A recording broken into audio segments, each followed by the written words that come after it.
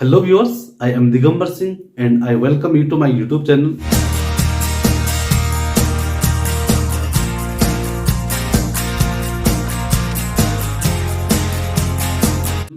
Today I am going to discuss one more topic that is written over here on the whiteboard, adverb, जिसको हम हिंदी में क्रिया विशेषण कहते हैं. क्रिया विशेषण.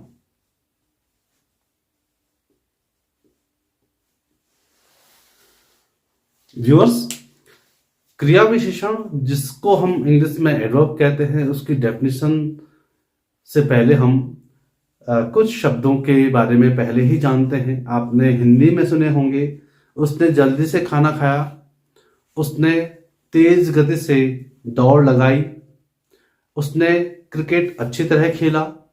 ऐसे शब्द आपको अक्सर पढ़ने को मिलते होंगे या सुनने को मिलते होंगे. यदि हम इंग्लिश की बात करें तो वहां पे आपने well, fast, very, rapidly, quickly ऐसे शब्दों को आपने जरूर पढ़ा या सुना होगा. तो ये जो शब्द है ना, ये क्या काम करते हैं किसी वाक्य में या किसकी भूमिका में होते हैं, इसके बारे में हम जरा एडवर्ब को पढ़ते हैं. देखिएगा, एडवर्ब मीन्स क्रिया विशेषण. जैसे कि इसके शब्दों से ही पता लग पा रहा है हमें कि जो क्रिया की विशेषता बताते होंगे, तो ये तो इसकी संकुचित डेफिनेशन होगी, एक लिमिटेड, जिसको हम डेफिनेशन कहेंगे. अक्सर ये कहा जाता है कि an adverb is a word which qualifies a verb, जो वर्ब की विशेषता बताता है. लेकिन ऐसा नहीं है. एडवर्ब जो है वो क्या होता है, यहां पे लिखा गया है, an adverb is a word.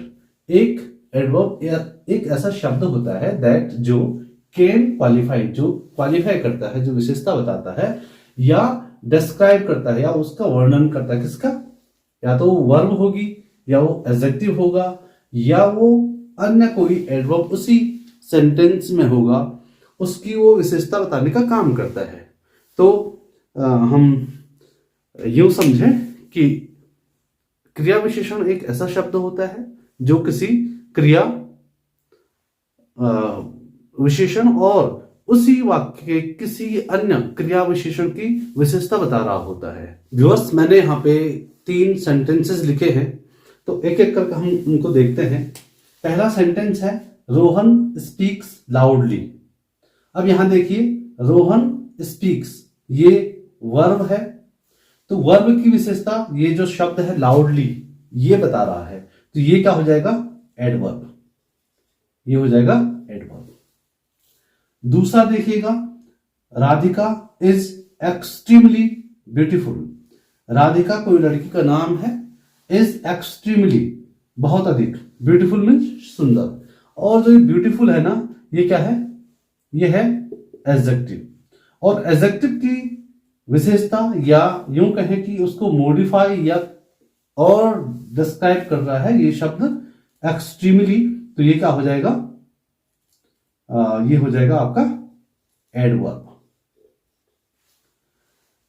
तीसरा, कमलेश रन्स वेरी फास्ट. अब यहां देखिएगा, कमलेश रन्स, ये वर्ब है. वेरी फास्ट, फास्ट क्या है? ये एडवर्ब है. और वेरी क्या है? ये भी क्या है? एडवर्ब है. अब देखिएगा, पहले वाक्य में स्पीक्स वर्ब की विशेषता या उसको क्वालिफाई कर रहा है लाउडली वर्ड, जो कि एडवर्ब है. दूसरा देखिएगा, Radhika is extremely beautiful. Extremely जो वर्ड है वो ब्यूटीफुल, जो कि एक एडजेक्टिव है, उसकी विशेषता बता रहा है या उसको क्वालिफाई कर रहा है या उसको डिस्क्राइब कर रहा है. तो यहां पे ये एडवर्ब है.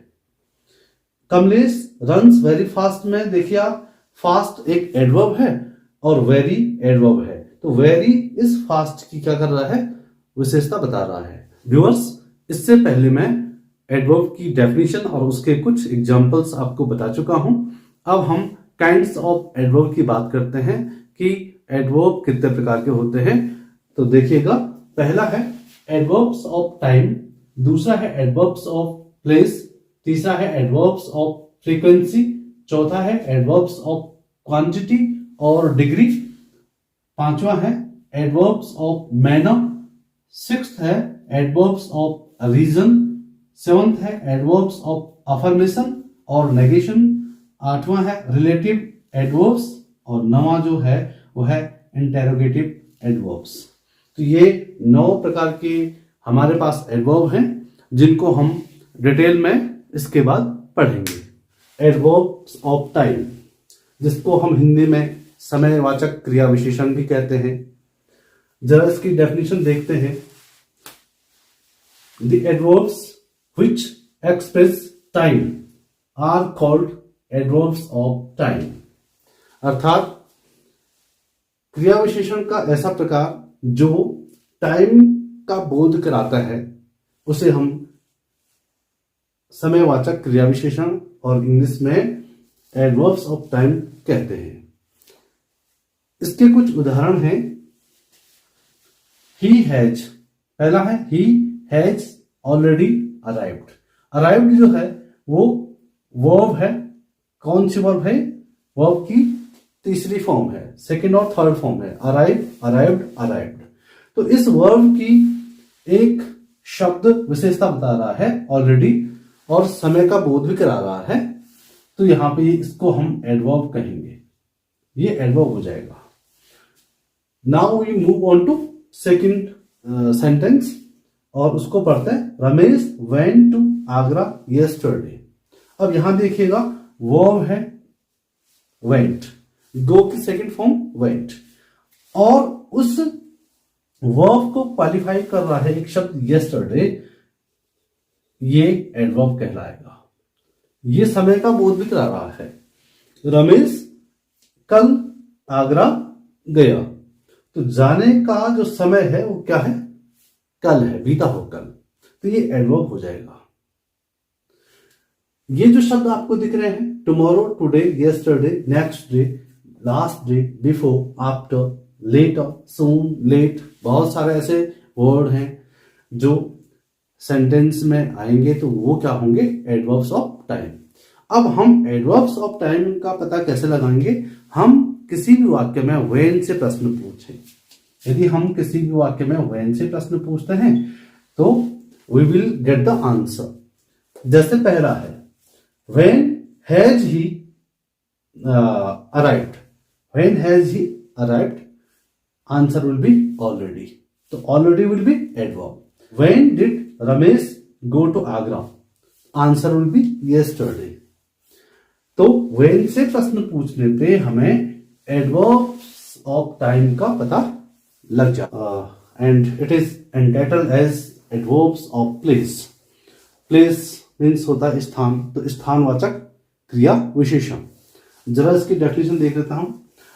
The adverbs which express place are called adverbs of place. ऐसे क्रिया विशेषण जो स्थान को बताते हैं या उसका बोध कराते हैं उन्हें हम एडवर्ब्स ऑफ प्लेस कहते हैं। व्यूअर्स, मैंने यहाँ पे कुछ उदाहरण लिखे हैं, आप इन शब्दों को गौर से देखिएगा। उदाहरण के रूप में ये जो एडवर्ब्स ऑफ प्लेस होंगे वो क्या क्या हो सकते हैं? Here, there, hither, thither, up, down, within, in, out, everywhere, nowhere, somewhere, anywhere, without, above, below, far, near, indoors, outdoors, etc.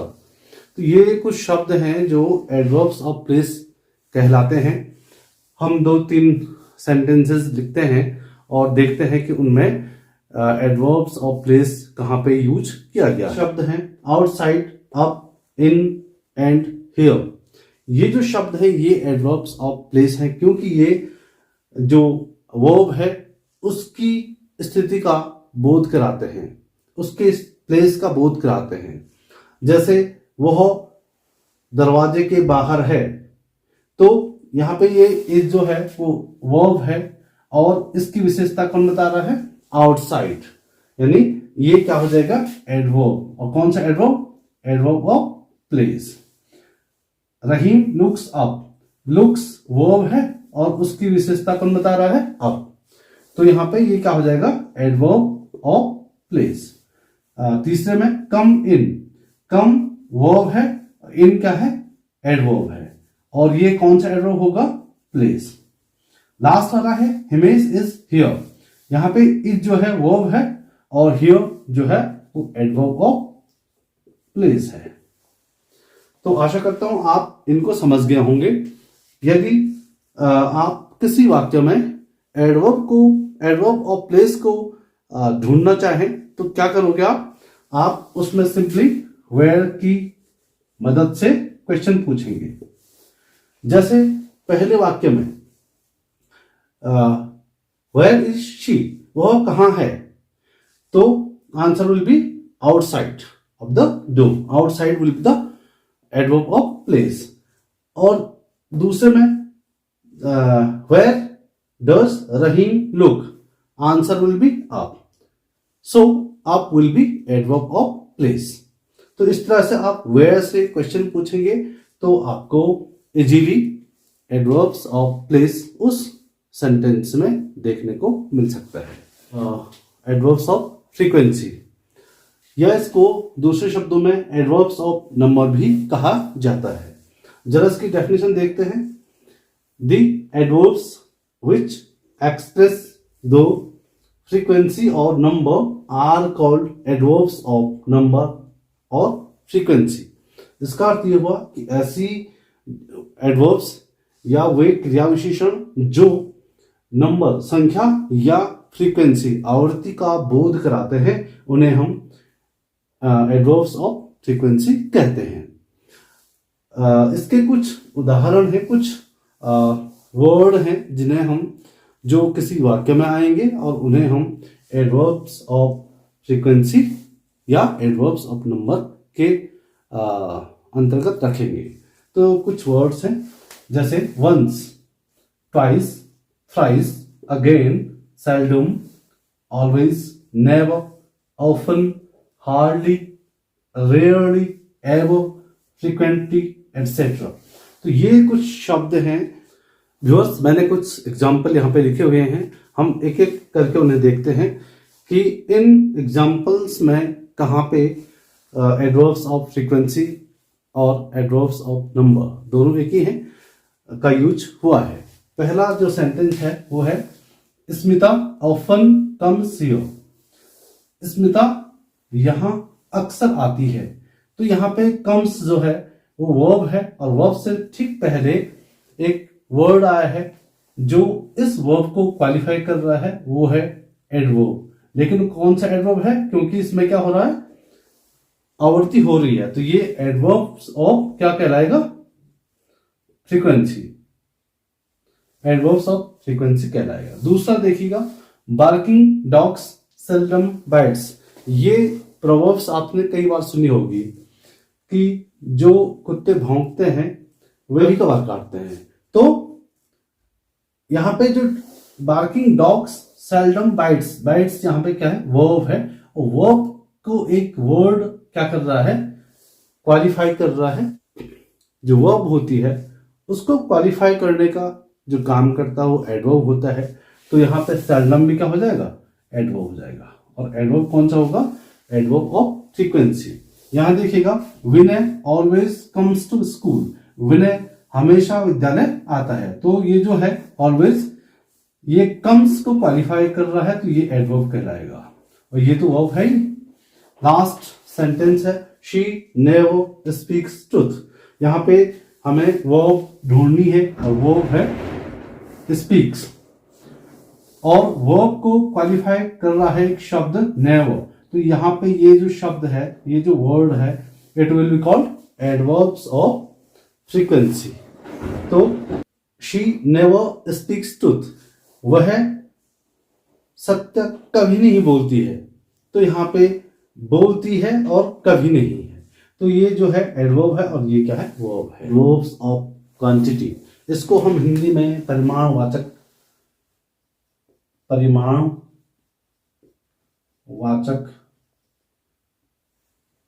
क्रिया विशेषण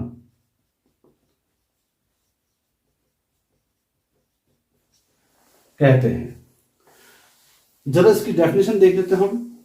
the adverbs which express the quantity, area और एक्सटेंट ऑफ एन एडजेक्टिव और an adverb are called adverbs of quantity. इसका अर्थ ये हुआ कि कुछ ऐसे एडवर्ब्स होंगे जो या तो क्वांटिटी को, परिमाण को, या एरिया को, क्षेत्रफल को, या एक्सटेंट को, सीमा को क्या कर रहे होंगे, व्यक्त कर रहे होंगे। लेकिन ये किसकी सीमा को व्यक्त कर रहे होंगे? या तो वो शब्द एडजेक्टिव होंगे, विशेषण होंगे, या वो शब्द क्रिया विशेषण होंगे जिनको ये क्या करेंगे, व्यक्त करेंगे। तो ऐसे एडवर्ब्स को हम क्या कहेंगे? Adverbs of quantity. कुछ शब्द हैं जिन्हें हम एडवर्ब्स ऑफ क्वांटिटी की श्रेणी में रख सकते हैं। वो शब्द यहां पे लिखे हैं मैंने। Very, quite, entirely, altogether, almost, partly, nearly, fully, wholly, partially, etcetera. इसके अलावा भी हैं, जैसे फुल है, ऑलमोस्ट है, नियर है, नियरली है। बहुत सारे शब्द ऐसे हैं जो इस एडवर्ब्स के अंतर्गत आते हैं।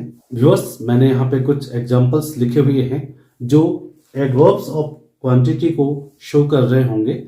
जरा इनको देखते हैं। पहला है he is too timid. Timid means कायर। अब यहां देखिए, कायर क्या है, यानी टिमिड क्या है? एडजेक्टिव है। ये है एडजेक्टिव। और ये जो है टू, TOO, टू इस एडजेक्टिव की क्वांटिटी को शो कर रहा है, तो ये क्या हो जाएगा? एडवर्ब हो जाएगा। व्यूअर्स, सेकंड एग्जांपल में देखिएगा, I missed you too. Missed यहां पे वर्ब है और वर्ब की जो विशेषता बता रहा है उसको क्वालिफाई कर रहा है एक शब्द टू, ये एडवर्ब होगा। ये जो वर्ब है यहां पे वर्ब को क्वालिफाई करने का काम टू कर रहा है, लेकिन ऊपर के वाक्य में देखिएगा जो ये टू है, जो कि यहां पे एडवर्ब है, ये एडजेक्टिव टिमिड को क्वालिफाई कर रहा है। तो एडवर्ब वर्ब को ही क्वालिफाई नहीं करते हैं, वो एडजेक्टिव को भी क्वालिफाई करते हैं और अन्य एडवर्ब को भी क्वालिफाई करने का काम करते हैं।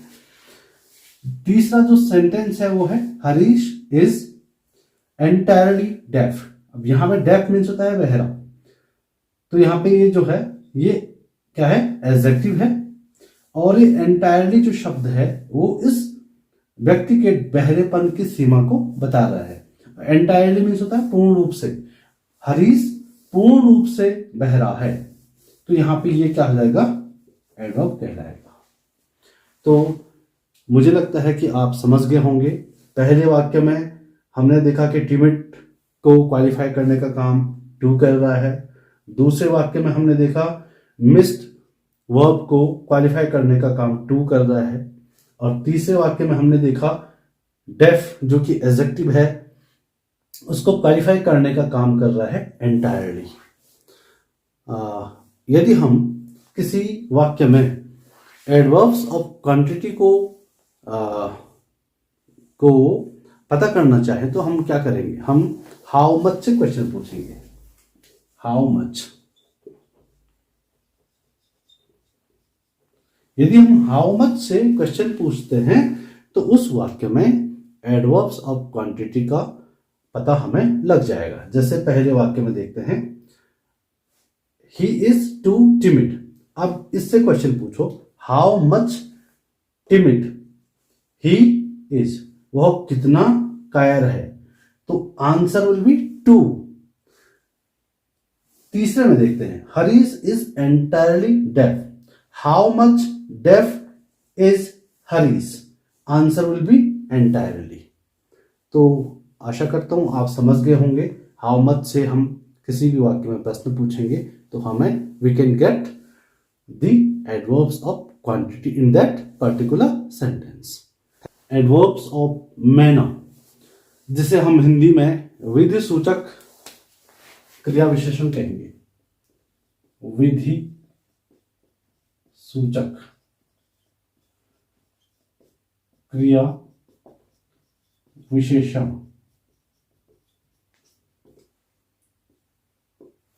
कहेंगे। अब इसकी डेफिनेशन पे हम ध्यान दें।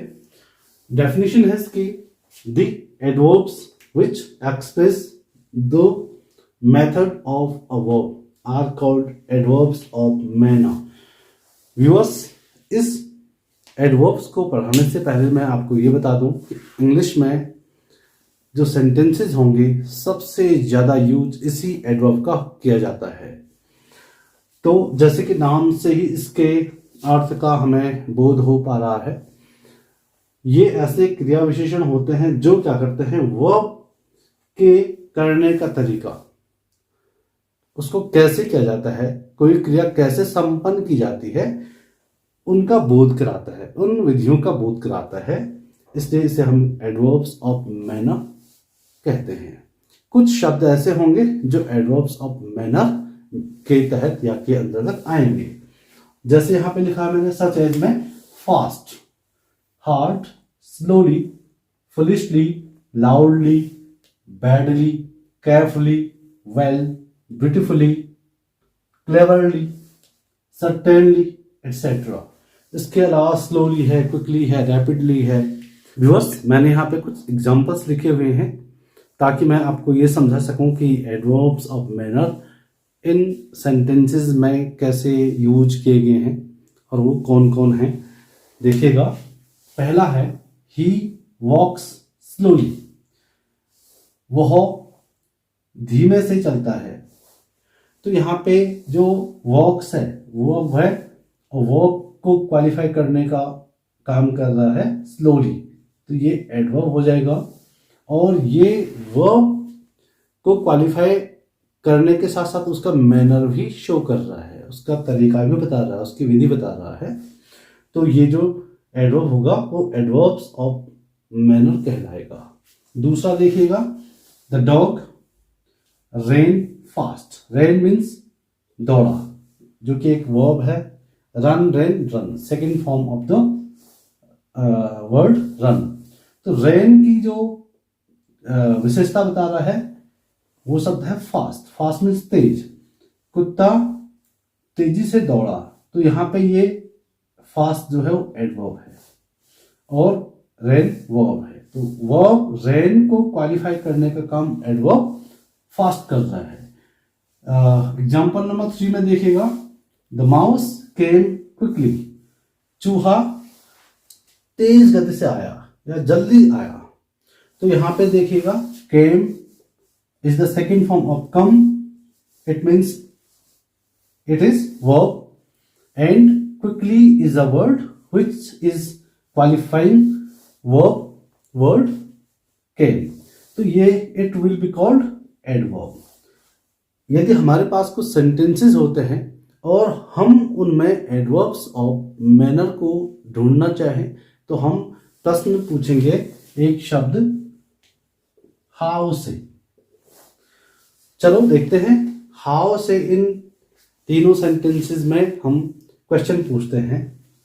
How does he walk? तो answer will be slowly, and slowly will be adverb. In second sentence, the dog ran fast. How did the dog run? Answer will be fast. And in the third sentence, how से हम question पूछते हैं तो क्या होगा, how did the mouse come? चूहा कैसे आया? तो आंसर विल बी क्विकली। तो क्विकली, फास्ट और स्लोली इन तीनों सेंटेंसेस में एडवर्ब हैं। और एडवर्ब कौन से हैं? Adverbs of manner. Adverbs of affirmation और negation, let's see its definition. The adverbs which express the sense of affirmation or negation are called adverbs of affirmation or negation. अर्थात वे क्रिया विशेषण जो अफर्मेशन और नेगेशन का बोध कराते हैं उन्हें हम एडवर्ब्स ऑफ अफर्मेशन और नेगेशन कहते हैं। कुछ एग्जाम्पल हैं कि कौन कौन से वर्ड अफर्मेशन में आएंगे और कौन कौन से वर्ड नेगेशन में आएंगे। दरअसल ये जो क्रिया विशेषण है ये दो इसके प्रकार हैं।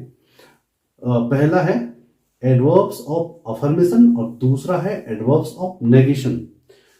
तो हम पहले जो एडवर्ब्स ऑफ अफर्मेटिव वर्ड हैं उनको देख लेते हैं, वो कौन कौन से हैं। Surely, definitely, certainly, obviously, exactly, really, ये जो वर्ड हैं ये कहलाएंगे एडवर्ब्स ऑफ अफर्मेशन। अब हम एडवर्ब्स ऑफ नेगेशन की बात करते हैं। इसमें आएंगे not, rarely, never, probably, hardly, scarcely and nowhere. ये जो शब्द होंगे किसी वाक्य में आपको देखने को मिलेंगे। तो आप इन शब्दों को दो कैटेगरीज में फिर बांटेंगे।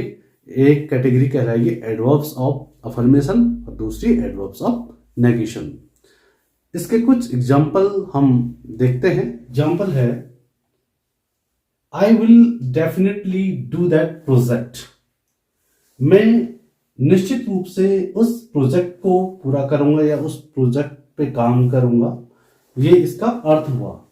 दूसरा है I will never do that project. मैं उस प्रोजेक्ट को कभी नहीं करूंगा। तो देखिए ऊपर वाले सेंटेंस में डेफिनेटली जो है वो एडवर्ब है। कौन सा एडवर्ब कहलाएगा? Adverb of affirmation. और नीचे इसका जस्ट ऑपोजिट है। यहां पे क्या है? I will never do that project. मैं उस प्रोजेक्ट को कभी नहीं करूंगा। तो ये नेवर जो है वो एडवर्ब है। और कौन सा एडवर्ब है? ये नेगेशन। ये जो है वो एडवर्ब ऑफ नेगेशन है। और ये ऊपर वाला डेफिनेटली जो है एडवर्ब ऑफ अफर्मेशन है। ये तीसरा जो सेंटेंस है देखिएगा, surely he will go to Agra. Surely he will go to Agra. अब यहां देखिए श्योरली मीन्स निश्चित रूप से वह आगरा जाएगा। नीचे के सेंटेंस में लिखा है probably he will go to Agra. शायद ही वह आगरा जाएगा।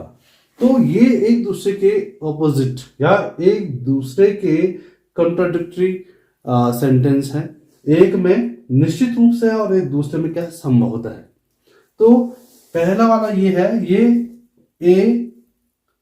ए एडवर्ब ऑफ अफर्मेशन है और ये जो है एन एडवर्ब ऑफ नेगेशन है। तो कुछ शब्द ऐसे होंगे जो नेगेशन का बोध कराएंगे और कुछ ऐसे शब्द होंगे जो अफर्मेशन का बोध कराएंगे। तो इन दोनों को सम्मिलित रूप से में हम कहते हैं एडवर्ब्स ऑफ अफर्मेशन और नेगेशन। आशा करता हूं आप इस एडवर्ब को अच्छी तरह समझ गए होंगे। एडवर्ब ऑफ रीजन, आपको इसके नाम से ही अंदाजा लग रहा होगा कि यहां पे कारण की बात की जा रही होगी। तो हम इसकी जरा डेफिनेशन देख लेते हैं। What is its definition? Here is its definition. An adverb of reason provides an explanation for the cause behind an action. तो हमने क्या देखा कि एक ऐसा क्रिया विशेषण जो प्रदान करता है, क्या प्रदान करता है? वो किसी एक्शन के पीछे क्या कारण है, क्या कॉज है, उसकी व्याख्या करता है। तो ये एक ऐसा क्रिया विशेषण होगा, ये किसी एक्शन के पीछे जो मौजूद कारण है उसकी व्याख्या करेगा। तो कुछ शब्द ऐसे होंगे जो एडवर्ब्स ऑफ रीजन में आएंगे। कौन कौन से होंगे व्यूअर्स? मैंने यहां पे कुछ वर्ड्स लिखे हैं जो एडवर्ब ऑफ रीजन के अंतर्गत आते हैं। वो कौन से वर्ड हैं देख लीजिएगा। As, since, because, so, therefore, hence, consequently, ये कुछ शब्द होंगे जो इसके अंतर्गत आएंगे।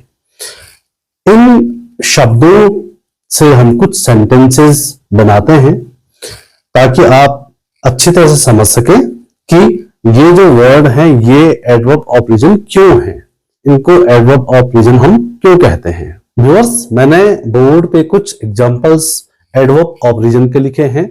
आप इनको ध्यान से देखिएगा ताकि आपको अच्छी तरह से ये समझ में आ जाए। पहला एग्जांपल है, he went to the doctor, वह डॉक्टर के पास गया।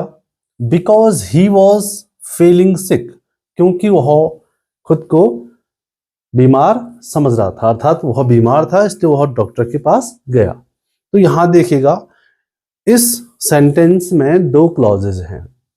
पहला है he went to the doctor, ये रिजल्ट है, ये वाला जो क्लॉज है वो रिजल्ट क्लॉज है, और जो बिकॉज के बाद है ही वॉज फीलिंग सिक, ये रीजन है, ये क्या है, कारण है। तो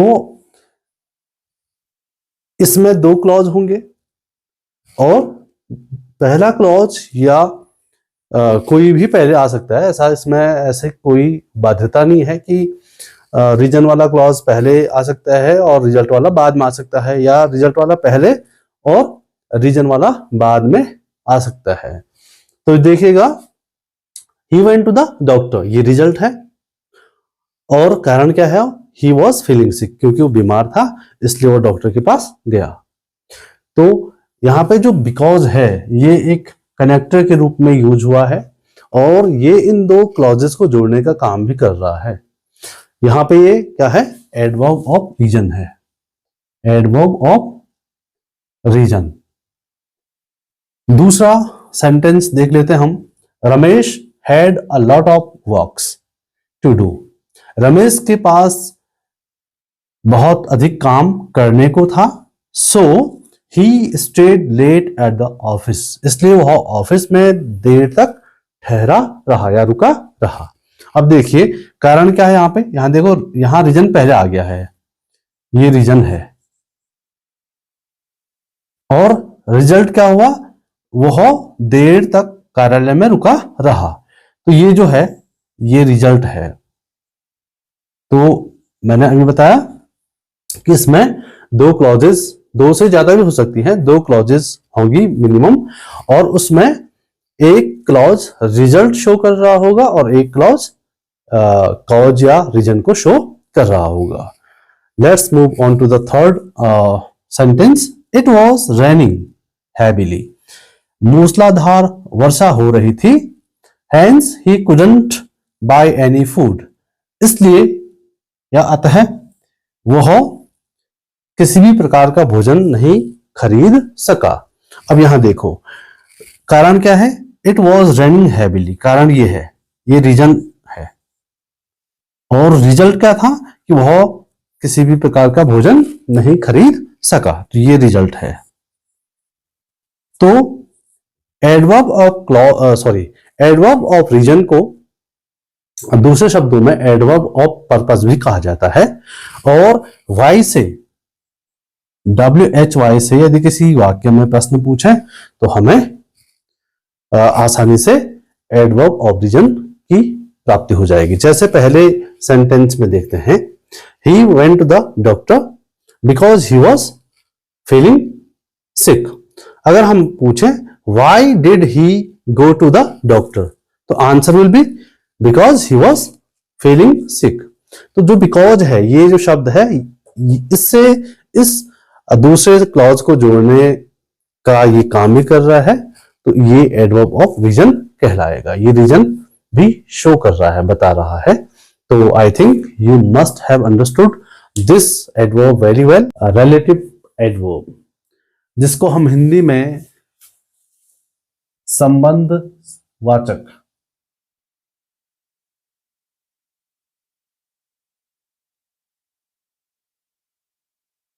क्रिया विशेषण,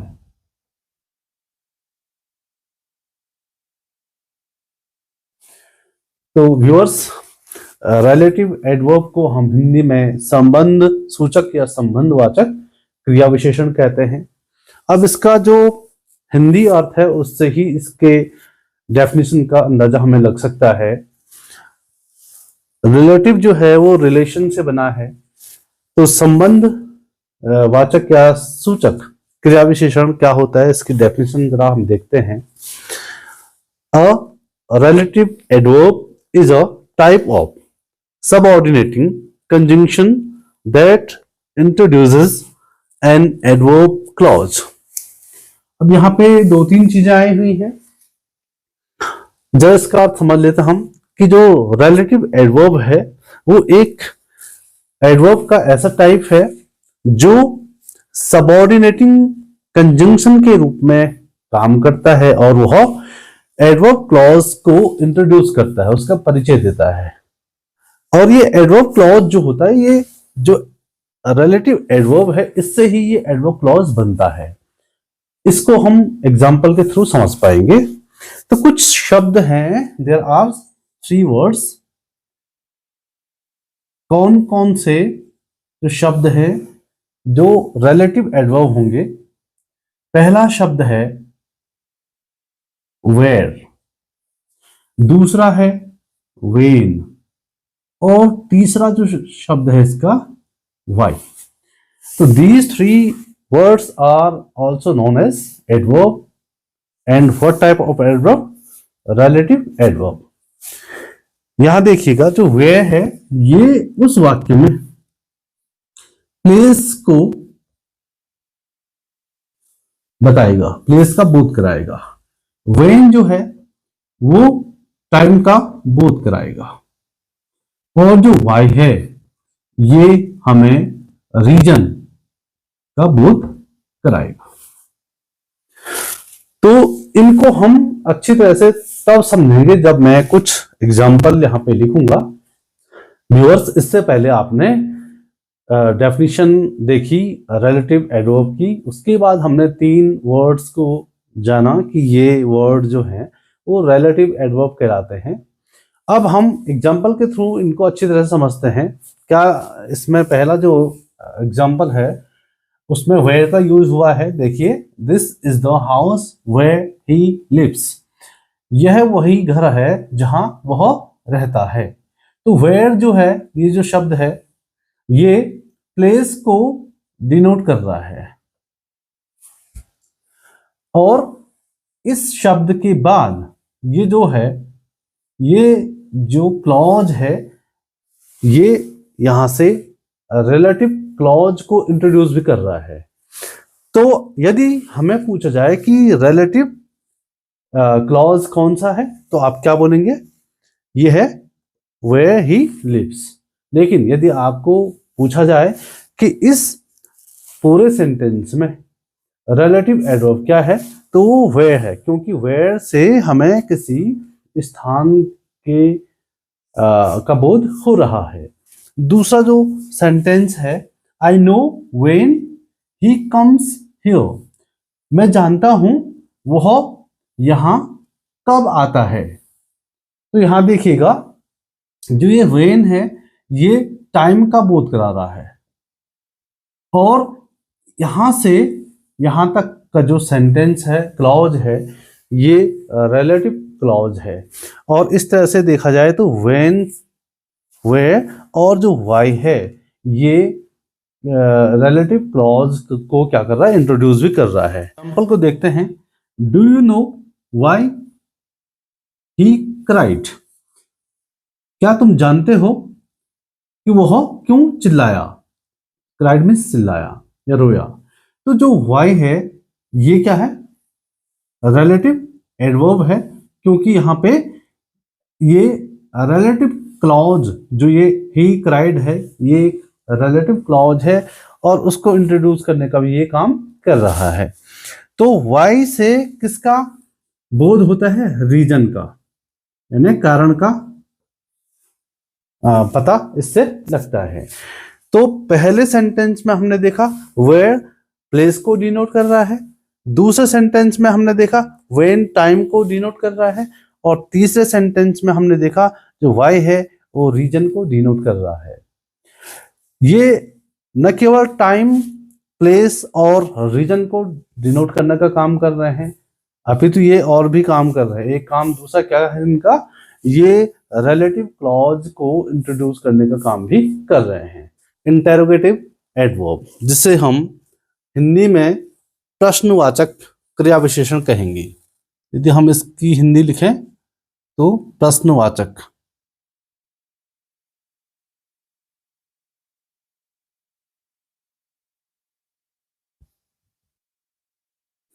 जैसे कि इसके शब्द से हमें इसके अर्थ का बोध हो रहा है, तो ये ऐसे एडवर्ब होंगे।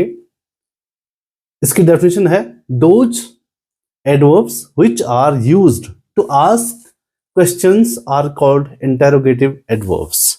अर्थात वे क्रिया विशेषण जो प्रश्न पूछने का काम करते हैं या जिनका यूज हम प्रश्न पूछने के लिए करते हैं, उन्हें हम इंटेरोगेटिव एडवर्ब कहते हैं। कुछ उसके उदाहरण हैं, कौन कौन से वर्ड्स इंटेरोगेटिव एडवर्ब्स कहलाएंगे, जरा यहां पे मैं उनको लिख लेता हूं।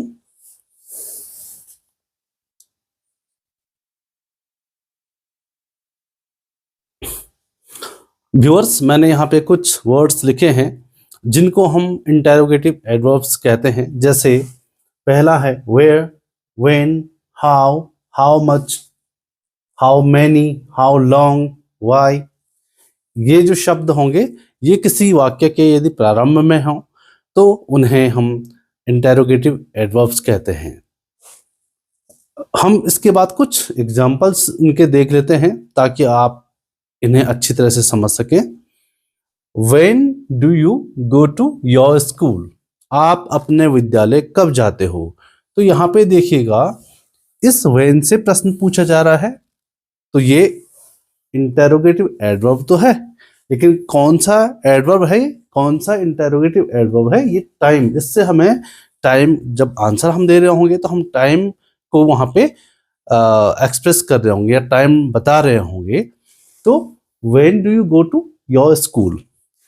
तो ये जो when है ये इंटेरोगेटिव एडवर्ब है, लेकिन कौन सा वाला है? टाइम वाला। तो इसको हम कहेंगे इंटेरोगेटिव एडवर्ब ऑफ टाइम है। दूसरे में देखें, how long have you been travelling? आप कितने देर से यात्रा कर रहे हो? तो यहां भी टाइम का हमें बोध हो रहा है, तो ये भी क्या है? इंटेरोगेटिव एडवर्ब ऑफ टाइम है। तीसरे एग्जाम्पल को देखते हम, वेयर डू यू लिव? आप कहाँ रहते हो? तो यहाँ देखो आप, वेयर से प्रश्न पूछने पे हमें जो आंसर मिलेगा वो किसी प्लेस के बारे में हमें बता रहा होगा। जो आंसर होगा उसमें प्लेस का मेंशन किया जाएगा। तो यहाँ देखें, वेयर जो है ये इंटेरोगेटिव एडवर्ब तो है, लेकिन कौन सा है? वो है इंटेरोगेटिव एडवर्ब ऑफ प्लेस। चौथा, why did he not come here? वह यहां क्यों नहीं आया? वह यहां क्यों नहीं आया? तो यहां पे जो वाई है, ये जो शब्द है, ये प्रश्न तो पूछ रहा है, लेकिन रीजन को जानने की कोशिश भी इस वर्ड से की जा रही है। तो ये कौन सा एडवर्ब हो जाएगा? इंटेरोगेटिव एडवर्ब ऑफ रीजन, क्योंकि इससे क्या पता लगेगा हमें? रीजन। व्यूअर्स, अभी हम पांचवा जो सेंटेंस है इसको देखते हैं। How did you run? आप कैसे दौड़े? इसमें जो हाउ है ये इंटेरोगेटिव एडवर्ब है, ये है इंटेरोगेटिव एडवर्ब, लेकिन कौन सा है? तो ये मैनर को शो कर रहा है। तो ये कौन सा एडवर्ब कहलाएगा?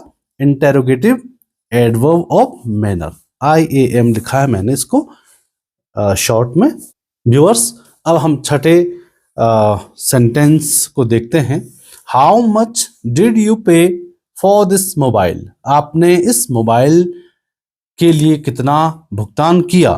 तो हाउ मच जो है उससे प्रश्न पूछा जा रहा है, तो प्रश्न पूछने का काम वो कर रहा है, तो ये इंटेरोगेटिव एडवर्ब तो होगा। लेकिन यदि पूछा जाए कि कौन सा इसका सब टाइप है, तो आप क्या बोलेंगे? ये है इंटेरोगेटिव एडवर्ब ऑफ क्वांटिटी। तो हाउ मच क्या हो गया? Interrogative adverb of quantity. Last seventh sentence हम पढ़ते हैं। How often did you go to market? आप कितनी बार बाजार जाते हो?